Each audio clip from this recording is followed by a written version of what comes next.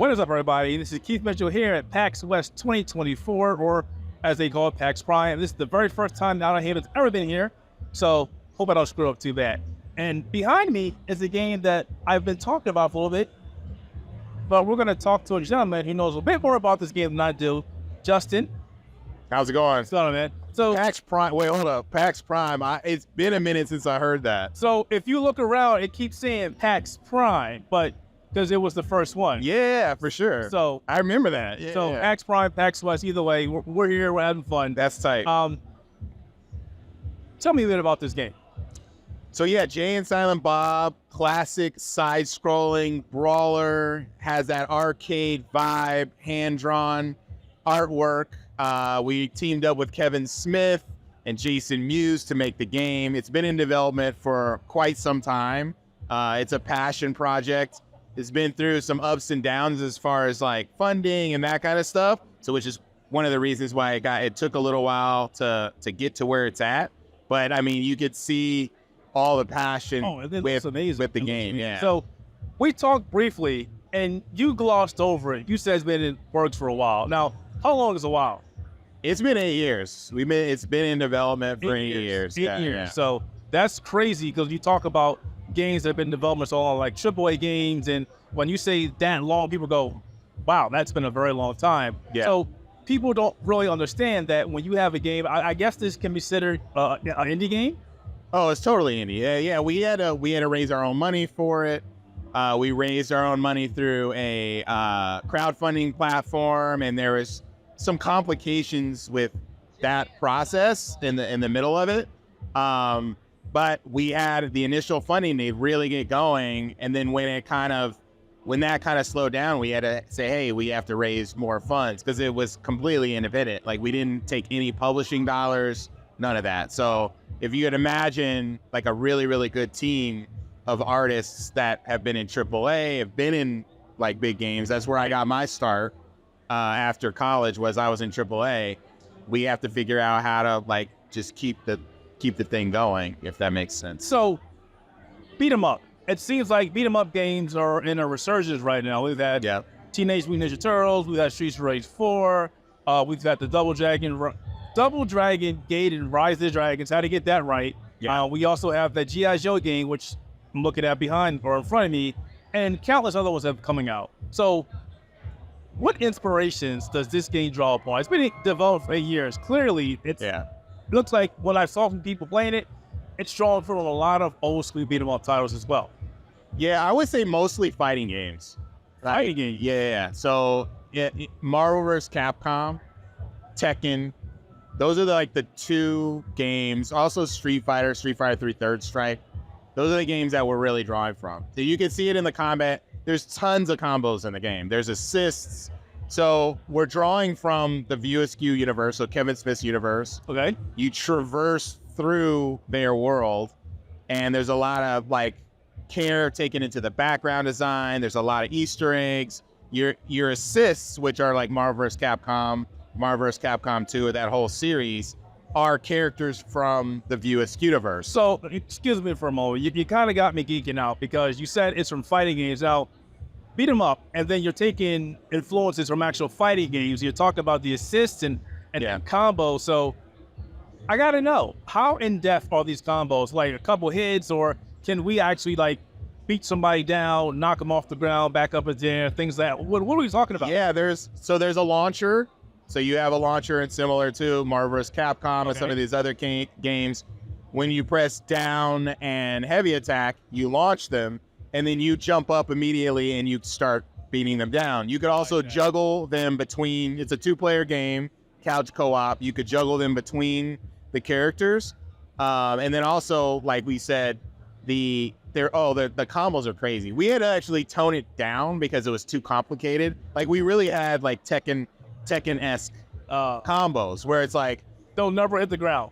Or if they do hit the ground, they go that kind of thing. Or just they were just too complicated to input. Right now we dialed it back. I think when we were in the middle of production, we had something like 15, 16 hit combos that were just one string, like a a Paul combo in Tekken, right? So if we're talking about fighting games, I don't want to interrupt you. I'm sorry. That's all good. I'm getting excited there about the game, which is great. Do we see anything like diminishing returns? Like if I just keep combo, eventually, I mean, they'll die. Yeah. Okay. So there's no diminishing returns whatsoever. Okay. So no. Some of the enemy. I mean, we had to balance it out, right? Some of the enemies have armor.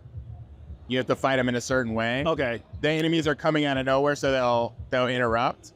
Certain things that we have to like. We're working on balancing. There's a lot of when you have some games are more simplistic than others. I would say most beat 'em ups are pretty simple. We added a lot of complexity where we had to dial back.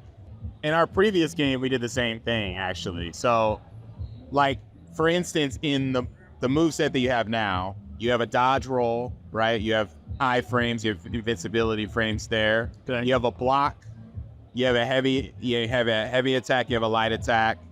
You have, like, a launcher, and then each, Jay and Bob have this, like, long list of combos. So talking about Jay and Bob, are you able to play other characters as well, or are they just the two protagonists? Right now, just Jay and Bob. Okay. And they're sophisticated enough, but the plan is to potentially add more characters. So co-op, is it just local couch co-op or? Right now it's just couch co-op. Okay. Yeah. And I mean, with the characters, right now there's 9 assists.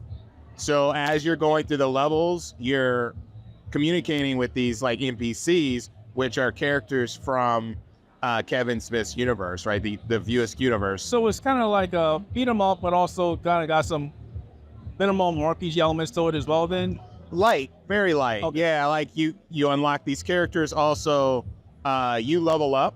There is a like very simple progression system. So you're not overwhelmed with all the combos you have. They unlock over time. Now, do these unlocks, they persist? Or like if you stop playing the game, you gotta do it again, or they persist throughout the game. So if you get to level 6 and you got the assist, you find the assist that persists throughout the game when you play over, and yeah, you get the unlockables throughout the game. Oh, it sounds exciting. I'm looking forward to playing this. Now, what platforms is this game coming out for?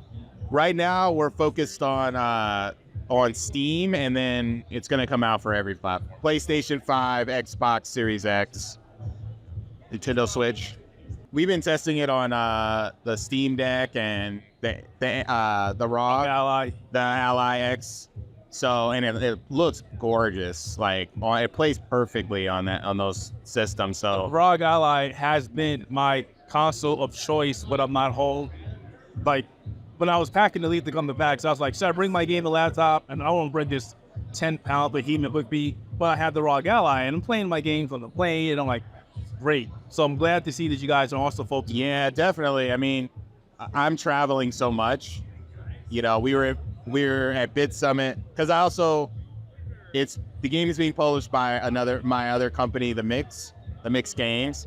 So we showed the game in Japan. We ran a stream for 3 days, and we brought Jay and Silent Bob there. So when I'm testing and I'm talking to the team, it's easier for me to test and play and give notes on the playing handheld. What has the reception been for this game thus far?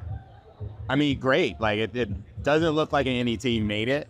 The animation is gorgeous. I think it's, if not one of the best animated brawlers out there. Like, it looks gorgeous. Like, if we have an animation team that does animation, like, I said, it looks fantastic. Yeah. I'm gonna put you on the spot. So, what are some of your favorite games that you've been playing outside of this? Because you gotta play something other than developing. The game, what I've been playing, it's really random. I play Street Fighter 6 like crazy. I know, we're fighting. There's nothing wrong with that. Yeah, so Street Fighter 6 is really the only game I play outside of this, but I would say I'm a big fan of retro. I'm obsessed with emulation systems, so I buy all the Ambernicks that come out.